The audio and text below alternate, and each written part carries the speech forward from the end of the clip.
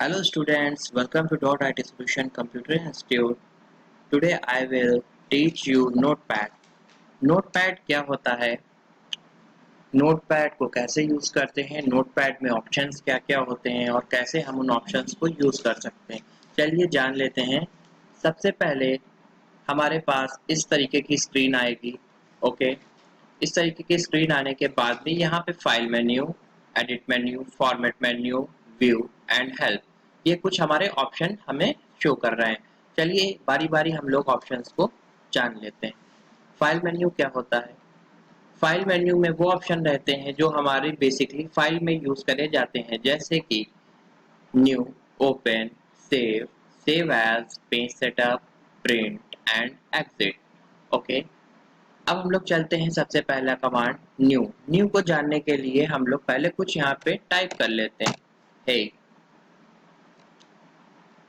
New command को हम लोग नए पेज के लिए यूज करते हैं और इसकी शॉर्टकट की होती है Ctrl+N।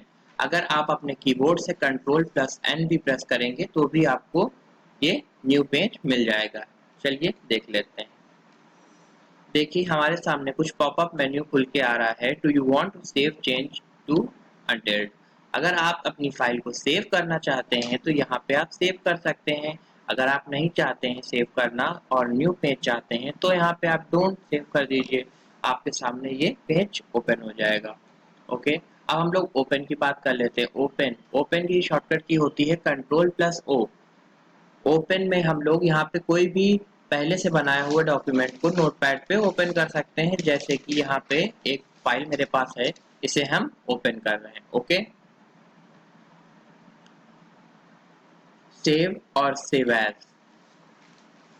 सेव और सेव एज में डिफरेंस क्या हो, मैं एक एक ऑप्शन बता दूंगा। सेव क्या होता है?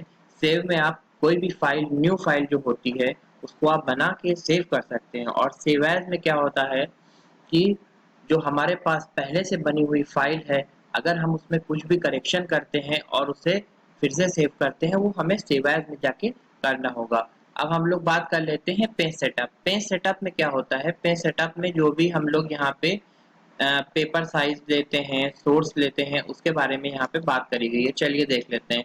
सबसे पहले बात करते हैं हम लोग साइज की। साइज जो आपका पेपर है उसकी हम लोग साइज की बात कर रहे हैं। यहाँ पे आपको बहुत सारे पेपर्स मिल जाएंगे, A4, A3, A5। Okay, by default हम लोग A4 सेलेक्ट करते हैं क्योंकि हम लोग मेनली बहुत सारी चीज़ें A4 पे ही निकलवाते हैं प्रिंट।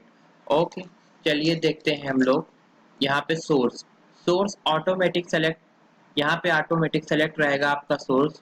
ठीक है, आप ओरिएंटेशन की बात कर लेते हैं। ओरिएंटेशन मतलब पोर्ट्रेट या लैंडस्केप, या आप सीधा सीधा रखना चाहते हैं या इसको तिरछा रखना चाहते हैं। चलिए, पोर्ट्रेट इस तरीके से होता है आपका और लैंडस्केप इस तरीके से होगा।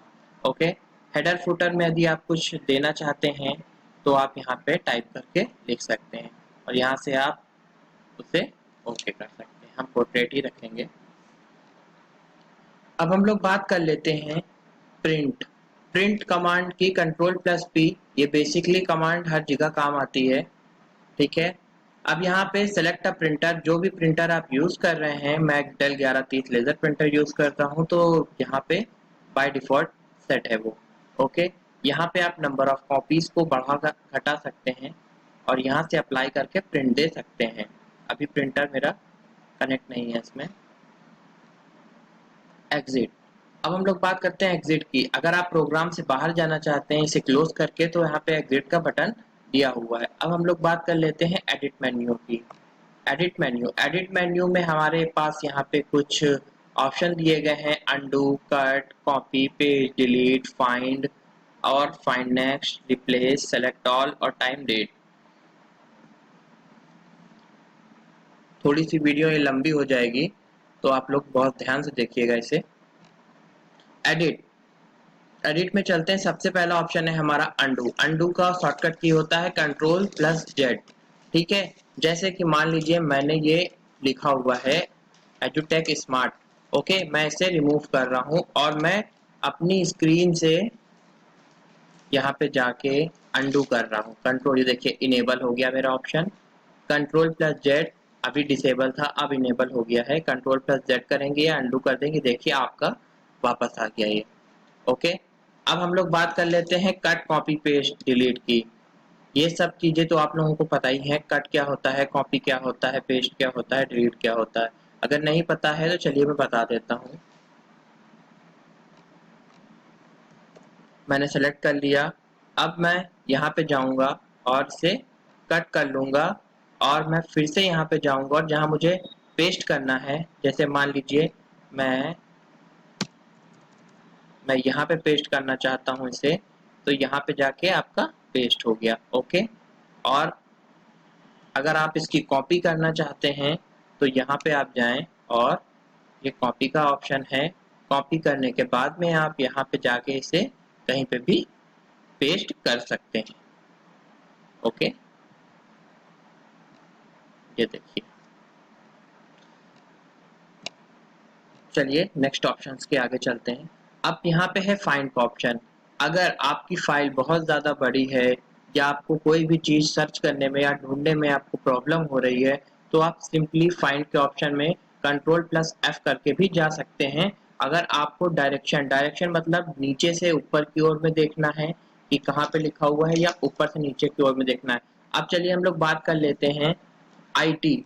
मैं एक वर्ड सर्च करके बताता हूँ आपको। आईटी जैसे मुझे सर्च करना है तो मैं अप पे पहले सर्च कर लेता हूँ, फाइंड नेक्स्ट। ओके, ये देखिए अप टू डाउन है ये। अब मैं डाउन पे सर्च कर लेता हूँ, जहाँ पे भी IT word, sorry can not find, ये अप पे ही है, तो यहाँ पे हम लोग ये देखिए up down.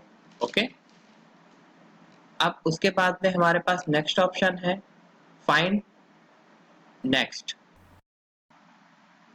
Find next option जो है हमारा किस लिए यूज किया जाता है, चलिए देख लेते हैं।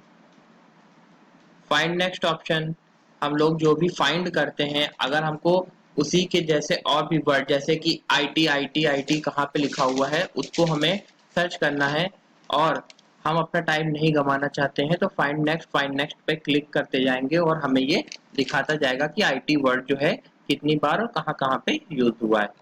फिर चलते हैं हम लोग रिप्लेस के ऑप्शन में। रिप्लेस में अगर आप आईटी को बदल के यहाँ पे कुछ और लिखना चाहते हैं, फाइंड व्हाट, क्या आपने फाइंड किया, आईटी मैंने फाइंड किया था, अब मैं रिप्लेस करना चाहता हूँ इसे डॉट से। Okay, dot. अब रिप्लेस ऑल और रिप्लेस में क्या डिफरेंस है? रिप्लेस रिप्लेस में अगर आप रिप्लेस करना चाहते हैं, जो सेलेक्टेड आईटी है खाली वहीं पे चेंज होगा। अगर रिप्लेस ऑल में करना चाहते हैं तो जहां जहां पे भी आईटी वर्ड का यूज हुआ है आपके पूरे डॉक्यूमेंट्स में, वो सारे जगह पे आपका डॉट हो जाएगा। देखिए इस तरीके से यहाँ पे भी डॉट हो गया और यहाँ पे भी डॉट हो गया। अब हम लोग बात करते हैं सेलेक्ट ऑल। सेलेक्ट ऑल मतलब Ctrl+A। सेलेक्ट ऑल पे क्लिक करेंगे तो ये जितना भी आपका डॉक्यूमेंट्स होगा वो सब सेलेक्ट हो जाएगा। ओके, और टाइम और डेट, टाइम डेट की बात करते हैं तो यहाँ पे आपके डॉक्यूमेंट पे टाइम और डेट आ जाएगी। ओके, अब हम लोग फॉर्मेट पे चलते हैं। फॉर्मेट पे यहाँ पे आपको वर्ड रैप मिल जाएगा। वर्ड रैप में क्या होता है देखिए मैं बता देता हूँ आपको। अभी मेरे पास वर्ड रैप लगा हुआ है, देखिए। कभी कभी आप लोग सोचते हैं कि ये मैं वर्ड लिख रहा हूँ तो ये नीचे क्यों नहीं आ रहा है, क्योंकि वर्ड रैप ऑप्शन आपका डिसेबल रहता है। अगर मैं इसे डिसेबल कर दूं तो देखिए क्या होता है।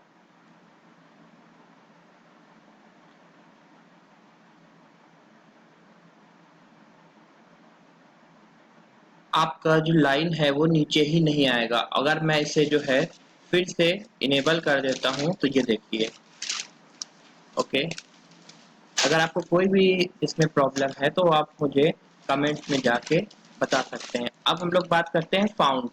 फाउंड क्या होता है, चलिए देख लेते हैं। फाउंड, यहाँ पे फाउंड है आपका जिस तरीके से आप लिखना चाहते हैं।